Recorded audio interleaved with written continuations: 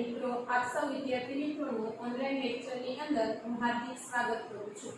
વિદ્યાર્થી મિત્રો, આજે આપણે ધોરણ 6 ની અંદર પાઠ નંબર 9 પાદર પાઠ વિશે આગળ અભ્યાસ કરીશું। તમે મિત્રો અગાઉના લેક્ચરની અંદર જોયેલું હશે કે પાદર પાઠની અંદર આપણે ગામડાની જે સંસ્કૃતિ છે, ગામડાના લોકોનો જે પહેરવેશ છે, ત્યાંના લોકો જે એકબીજા સાથે હળી મળીને રહે છે અને ત્યાંનું જે કુદરતી વાતાવરણ છે એના વિશે મિત્રો આપણે અભ્યાસ કરેલો। તમે જોયું કે પાઠના લેખક છે ડોક્ટર કિશોરસિંહ સોલંકી।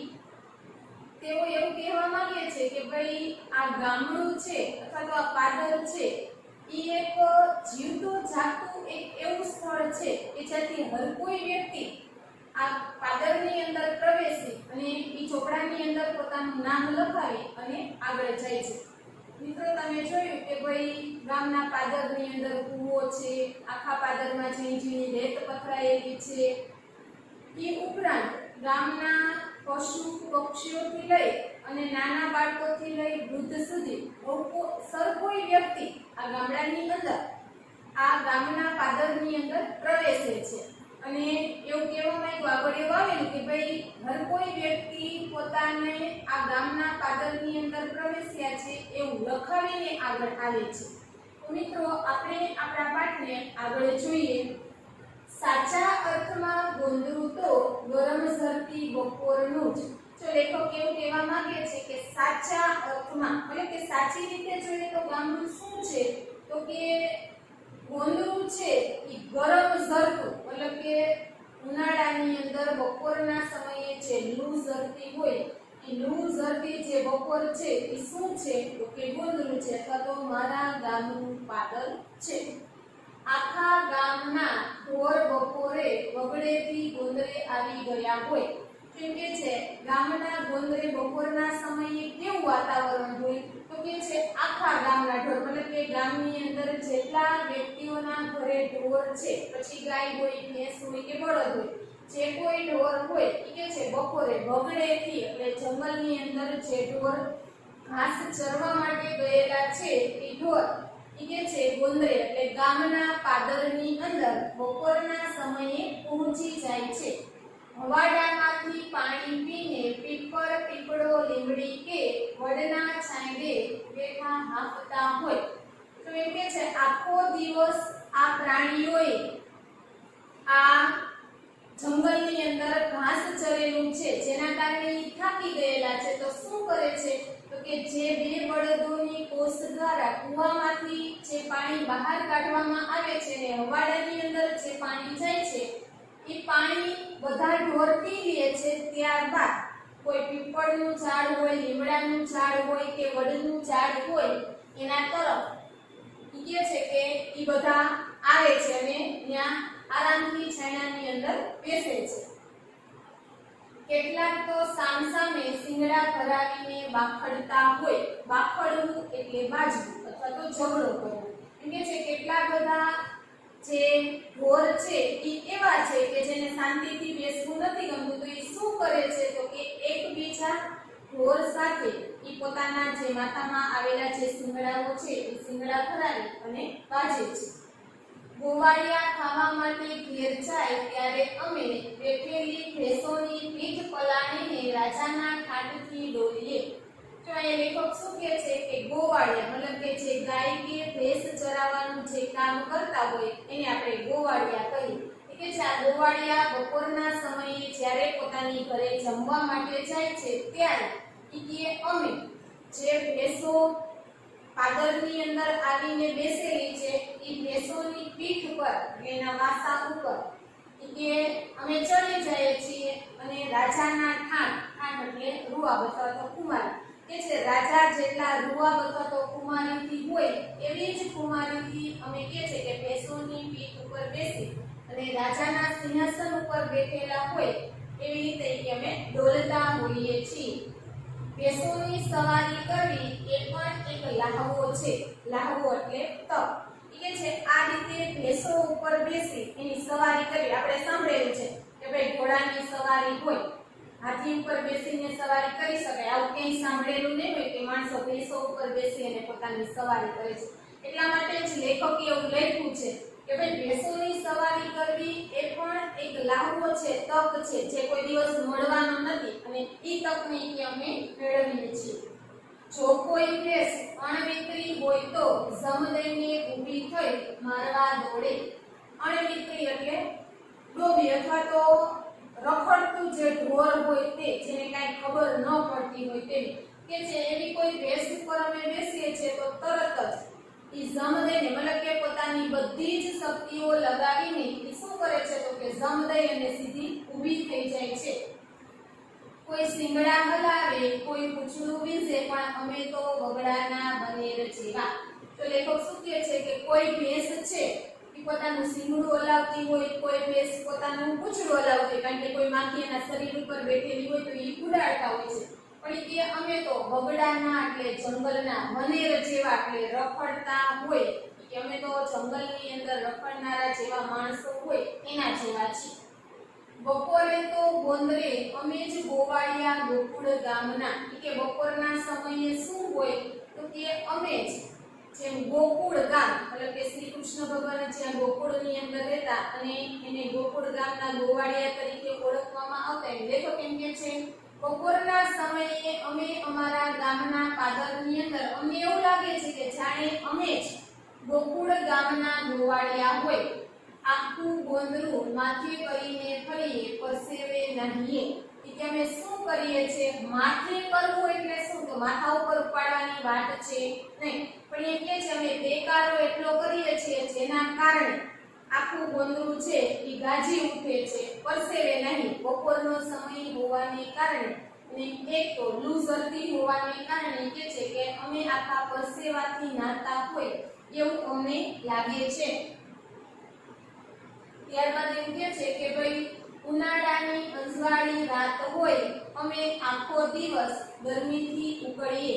તો એમ કે છે ઉનાળાની, જો તમે ગામડાની અંદર રહેતા હોય અથવા તો ગામડાની અંદર જતા હોય તો તમને ખબર હશે કે ભાઈ ઉનાળાની અંદર બપોરના સમયે અને રાત્રિના સમયે 12 વાગ્યા પછી એકદમ ગામડાનું વાતાવરણ છે ઠંડક ભર્યું થઈ જાય, પણ બપોરના સમયે ખૂબ વધારે ત્યાં લૂ ઝરતી હોય છે. એટલે કે છે ઉનાળાની અંદર અંજવાળી રાત. તમે જોયેલું હોય ગુજરાતી મહિના પ્રમાણે 15 દિવસના બે ભાગ પડે છે, બરાબર? એકમથી લઈ પૂનમ સુધીના જે દિવસો હોય એને અંજવાળાના દિવસો કહેવાય, અને પાછી એકમથી લઈ અને અમાસ સુધીના જે દિવસો હોય એને અંધાર. આપણે જોઈએ છે કે પહેલા 15 દિવસમાં સૂર્ય ધીમે ધીમે ઉગી અને આખો થઈ જાય છે, ને ત્યારબાદના જે 15 દિવસ છે ધીમે ધીમે કરતા જે ચંદ્ર છે એ આપણને દેખાતો નથી. અમે આખો દિવસ ગરમીથી ઉકળીએ. લેખક શું કહે છે કે ભાઈ એક તો ઉનાળાનો સમય હોવાને કારણે આખો દિવસ અમે ગરમીથી ઉકળતા હોય છે, મતલબ કે અસહ્ય તાપ છે એ પડતો હોય છે. રાતે ખાધું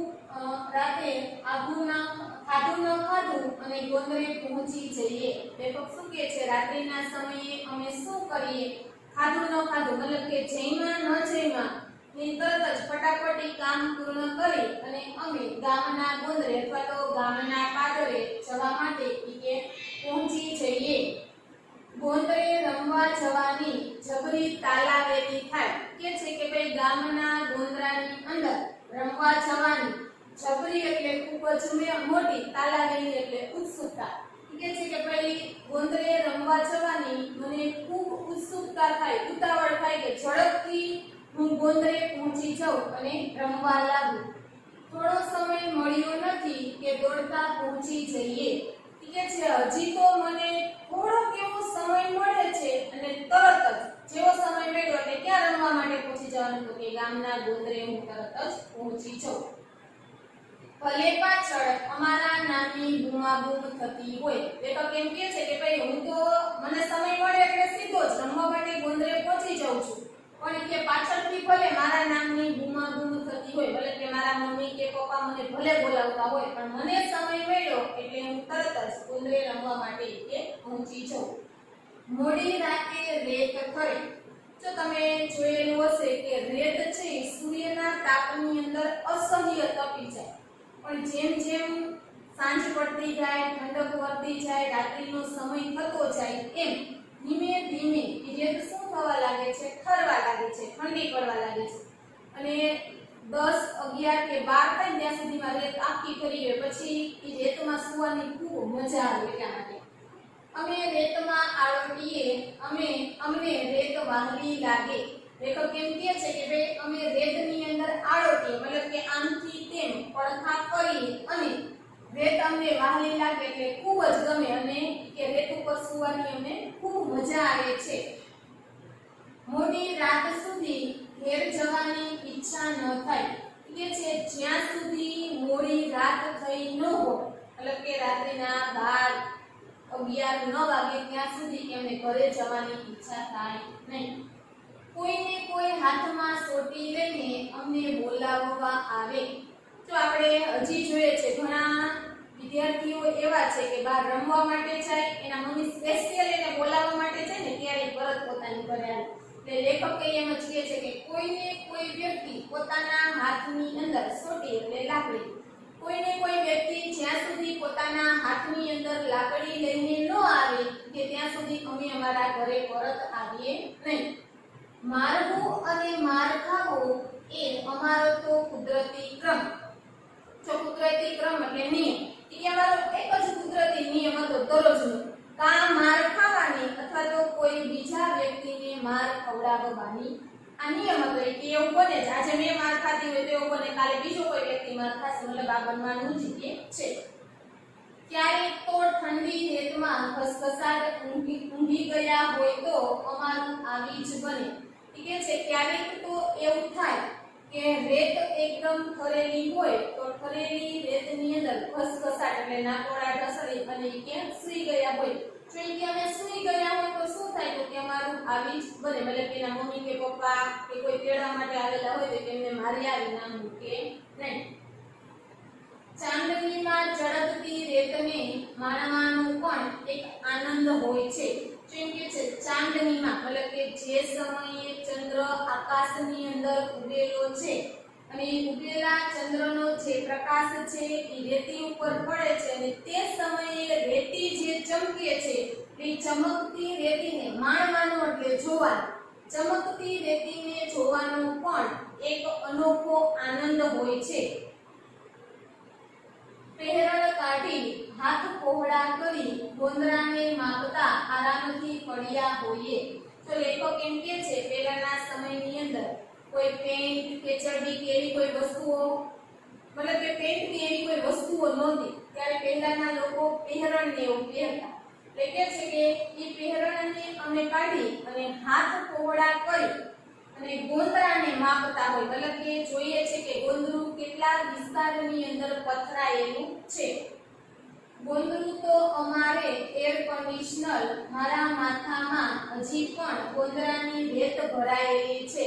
જો લેખક એમ કહે છે મારે મન ગોંદરું શું છે? એર કન્ડિશનર, મતલબ કે એસી જેવું. અત્યારના સમયે જેમ તમે બપોરે અથવા તો રાતના સમયે ઘરની અંદર જઈ અને એસી ચાલુ કરો છો અને જેવી ઠંડક અનુભવાય છે કે મને એવી જ ઠંડક ક્યાં મળતી? કે મારા ગામના ગોંદરાની અંદર.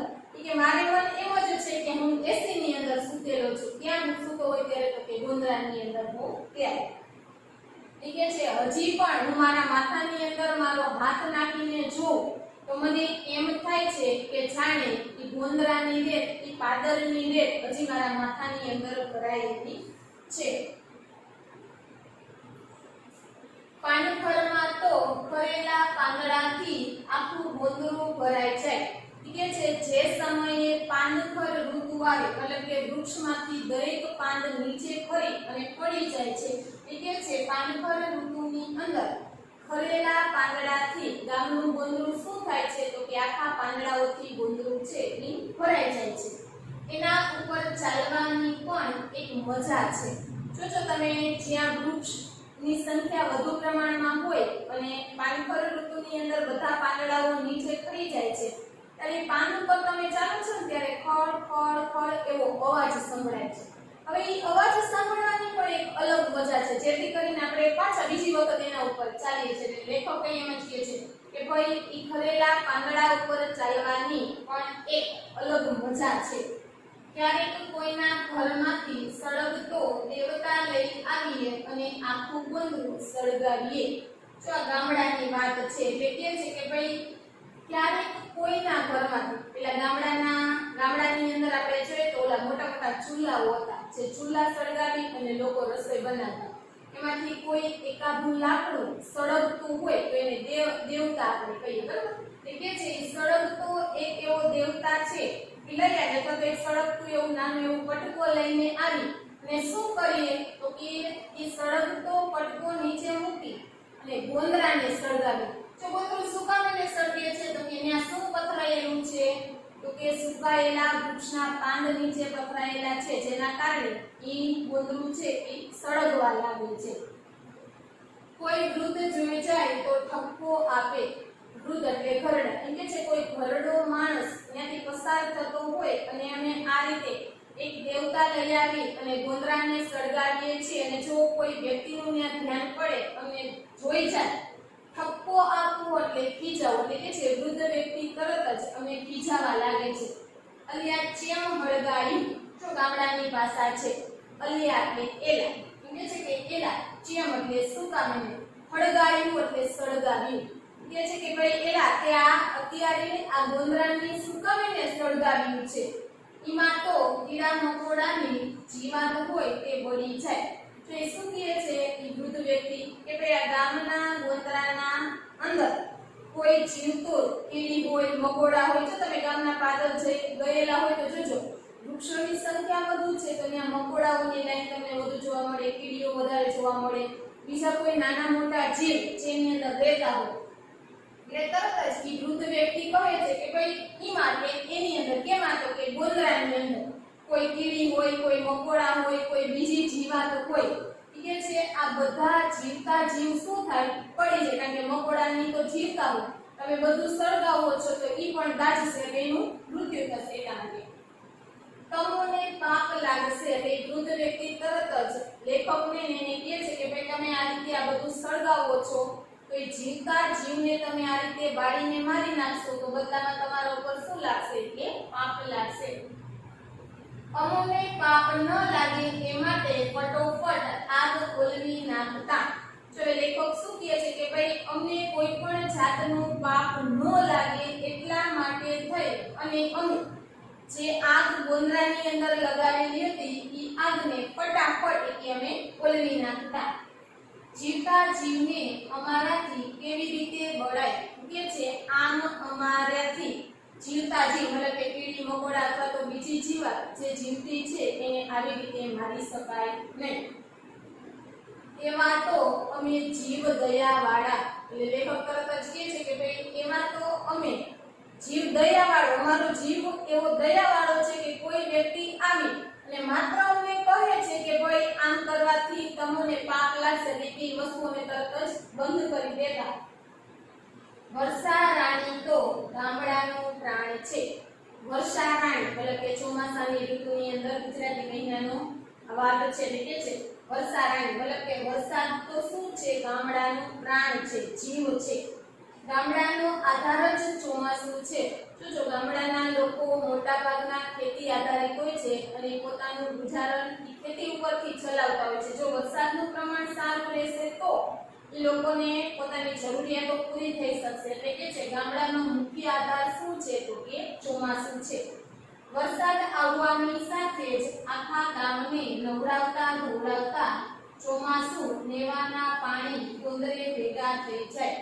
કે છે જેવો વરસાદ આવે એટલે વરસાદ આવતાની સાથે શું થાય તો કે જે ગામડાની અંદર જે વરસાદ પડ્યો એ આખા ગામડાને નવડાવતું અને ધોવડાવતું એ ચોમાસાનું પાણી છે નેવે. મતલબ કે ગામડાની અંદર જે નળિયાવાળા અથવા તો જે છતવાળા મકાન છે જ્યાંથી પાણી નીચે પડે છે એને નેવા કહેવાય. એ નેવાના પાણીથી ક્યાં ભેગા થાય છે તો કે ગામના ગોંદરે બધું પાણી છે એ ભેગું થાય. પાણી ત્યાંથી સીધા જ તળાવમાં જાય.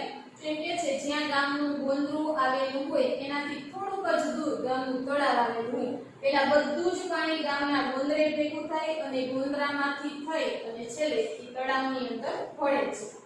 ખળખળ જતા પાણીમાં અમે આખા ગોંદરે વેરાઈ જઈએ. તો અત્યારે આપણે વરસાદ આવે છે તો કેમ શહેરીની અંદર જ્યાં પાણી ભરાતું હોય ત્યાં નાહવા માટે આપણે પહોંચી જાય છે.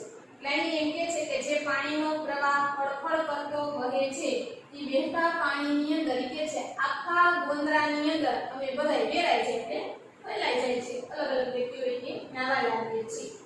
વરસાદમાં પલળવાનો મજા જ કંઈક અલગ છે.